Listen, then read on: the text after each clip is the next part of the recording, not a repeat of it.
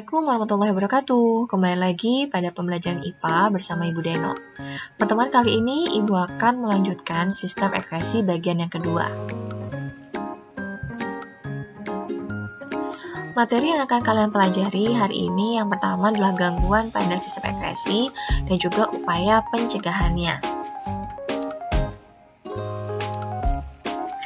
Oke, sebelum kita masuk ke materi, Ibu ingin bertanya dulu. Ayo, siapa di sini yang lebih suka minuman bersoda atau minuman berwarna daripada minum air mineral atau air putih? Nah, kalian tahu tidak? Kekurangan minum air putih bisa menyebabkan gangguan pada sistem ekspresi kalian loh. Namun, gangguan pada sistem ekspresi tidak hanya disebabkan oleh air putih saja. Apa saja sih gangguan-gangguannya? Yuk, mari kita bahas lebih lanjut. Nah, di sini gangguan pada sistem ekspresi yang pertama adalah kanker ginjal. Kalian bisa perhatikan di sini gambarnya bahwa ginjal yang mengalami bermasalah seperti kanker ginjal. Nah, seperti ini. Kanker ginjal adalah penyakit yang timbul akibat pertumbuhan sel pada ginjal yang tidak terkontrol dalam ginjal. Kanker ginjal menyebabkan adanya darah pada urin, kerusakan ginjal, dan jika telah menyebar akan menyebabkan kematian. Bagaimana cara pencegahannya? Yaitu menghindari makanan yang mengandung bahan kimia atau bahan pengawet yang memicu kanker.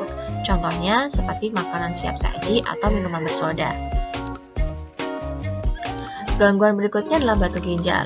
Ibu kira kalian sudah familiar dengan gangguan penyakit ini, yaitu adanya batu pada ginjal kalian.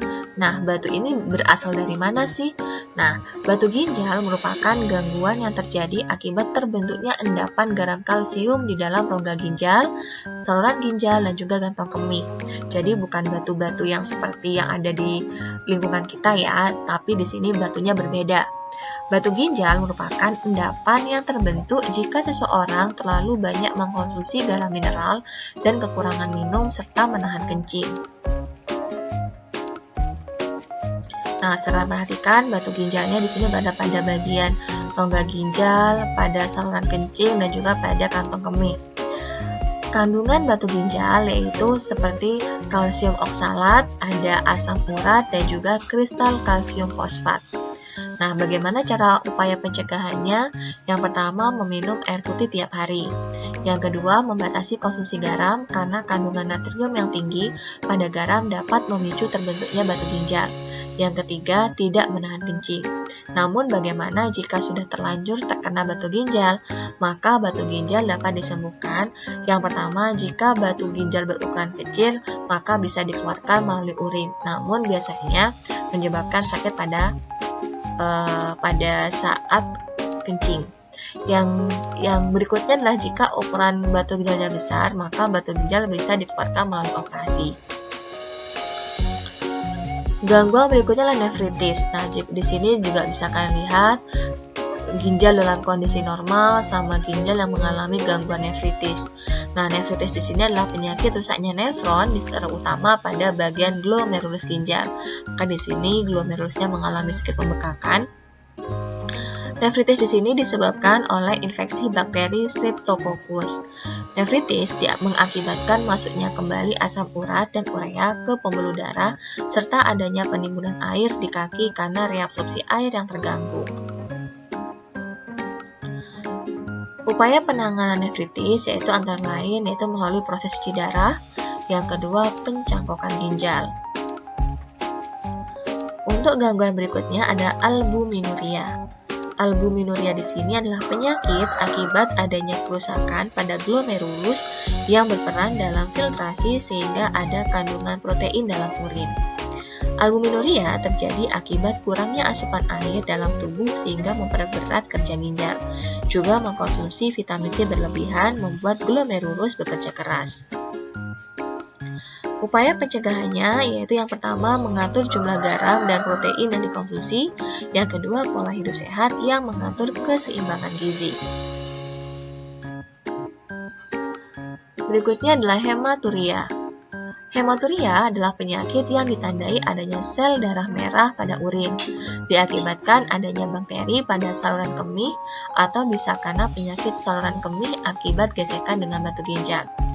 Nah, upaya pencegahannya yang pertama segera buang air kecil, yang kedua banyak minum air putih, yang ketiga meminum obat antibiotik, yang keempat adalah membersihkan tempat keluarnya urin. Nah, yang gangguan berikutnya adalah jerawat. Saya kira kalian sudah banyak yang mengalami namanya jerawat. Nah, jerawat di sini suatu kondisi yang ditandai dengan terjadinya penyumbatan pada kelenjar minyak. Jerawat ini dapat muncul tidak hanya di wajah, tapi bisa di leher ataupun di punggung. Ini adalah beberapa faktor jerawat bisa timbul. Jadi yang pertama adalah kurang menjaga kebersihan kulit. Nah, biasanya kalau kalian sudah beraktivitas di luar rumah, setelah sampai di rumah kalian malas untuk membersihkan muka atau cuci muka. Itu juga bisa yang menyebabkan jerawat menjadi timbul.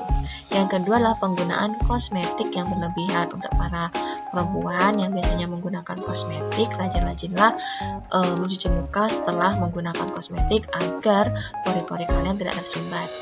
Nah, yang ketiga adalah mengurangi atau mengkonsumsi makanan yang berlemak atau berminyak secara berlebihan. Itu juga bisa menjadi penyebab timbulnya jerawat.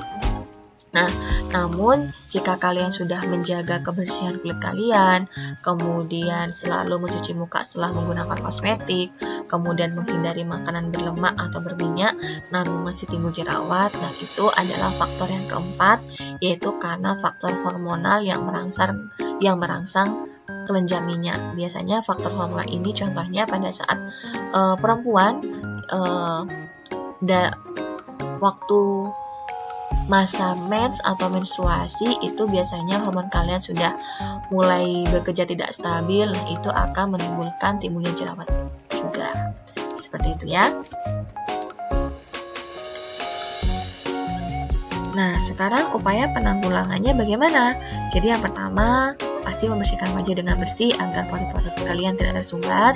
Yang kedua, menghindari makanan berlemak ataupun berminyak. Yang ketiga, banyak minum air putih. Yang keempat, tidak memecat jerawat agar bekas jerawat kalian cepat untuk menghilang. Yang berikutnya adalah diabetes insipidus. Nah, diabetes di sini adalah penyakit karena kekurangan hormon ADH atau hormon antidiuretik. Kondisi ini menyebabkan tubuh tidak dapat menyerap air yang masuk ke dalam tubuh sehingga penderita akan sering buang air kencing terus-menerus. Nah, upayanya bagaimana? Yaitu memberikan suntikan hormon antidiuretik untuk mempertahankan pengeluaran urin. Untuk informasi buat kalian bahwa diabetes insipidus ini berbeda dengan diabetes mellitus. Kalau diabetes mellitus adalah penyakit yang kekurangan hormon insulin, tapi kalau insipidus adalah penyakit karena kekurangan hormon antidiuretik. Gangguan berikutnya yaitu biang keringat atau yang familiar kita dengar sebagai keringat buntet. Nah, biang keringat di sini terjadi karena kelenjar keringat tersumbat oleh sel kulit mati yang tidak terbuang secara sempurna. Keringat yang terperangkap menyebabkan timbul bintik kemerahan disertai gatal. Nah, biasanya yang sering terkena biang keringat ini adalah anak-anak kecil atau yang masih bayi ataupun balita. Tapi orang dewasa pun juga sering mengalami ini. Nah, upaya pencegahannya bagaimana? Yaitu menjaga kebersihan kulit, menggunakan pakaian yang menyerap keringat dan juga longgar, tidak ketat. Yang ketiga, jika telah terkena biang keringat, nah diobatinya dengan memberikan bedak atau salep yang dapat mengurangi rasa gatal. Nah, di sini Ibu harap kalian sudah paham ya bagaimana organ ekskresi pada tubuh kita bekerja, serta dampak yang terjadi jika organ-organ tersebut mengalami masalah. Jadi tetaplah hidup sehat, dan yang terpenting perbanyak minum air putih. Oke, sekian anak-anak pembelajaran kita hari ini. Semoga yang apa Ibu berikan bermanfaat bagi kalian, dan juga Ibu minta maaf jika ada salah kata. Sekian, wassalamualaikum warahmatullahi wabarakatuh.